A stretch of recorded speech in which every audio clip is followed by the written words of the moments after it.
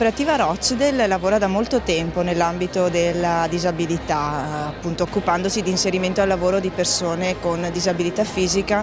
Ha collaborato da sempre con il Comune di Venezia in particolare su progetti che riguardano anche il turismo accessibile e comunque l'integrazione e l'inclusione sociale di persone con disabilità. Proprio dal lavoro e dall'esperienza di questi anni nasce l'idea di Easy.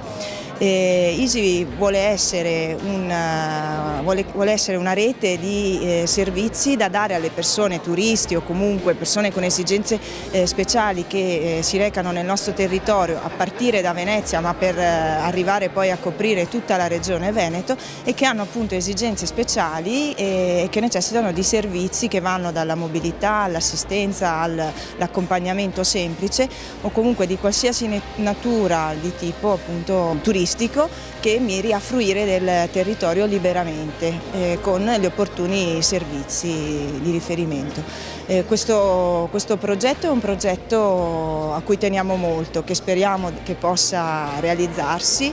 Ha avuto il contributo anche della Camera di Commercio e nonché anche di Coppa Adriatica, proprio perché si possa realizzare il progetto. Adesso stiamo lavorando anche con i nostri partner, che sono partner che si occupano appunto della mobilità, come anche dell'assistenza, quindi cooperative sociali già che lavorano sul territorio, imprese e anche imprese informatiche che si occupano poi dello sviluppo del sito che stiamo realizzando, attraverso cui sarà possibile prenotare i servizi richiesti, cioè ovvero il cliente o il tour operator nonché l'agenzia di viaggio può riferirsi al sito e non solo trovare le informazioni, ma proprio richiedere tutti i servizi di cui necessita.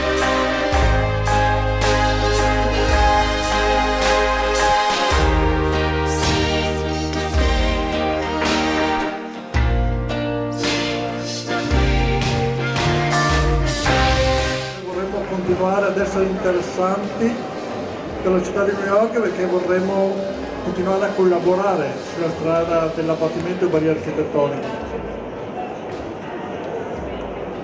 E quindi è veramente un ringraziamento non solo istituzionale ma anche che viene dal cuore a Victor, che ci permette di avere questo legame con una realtà importante come la città di New York.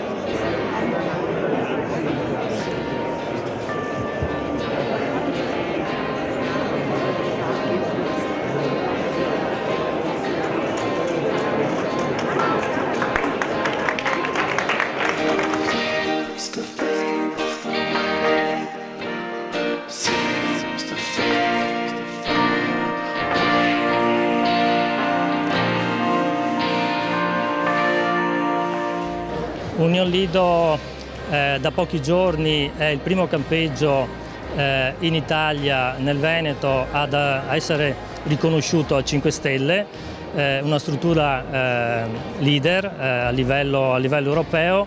Abbiamo ricevuto questa gratifica nell'anno del 60° anniversario di apertura, un'estate che prospetta molti eventi, tantissime iniziative, tra cui anche la festa con Città della Speranza che da ormai 7 anni organizziamo nell'ultimo weekend di giugno.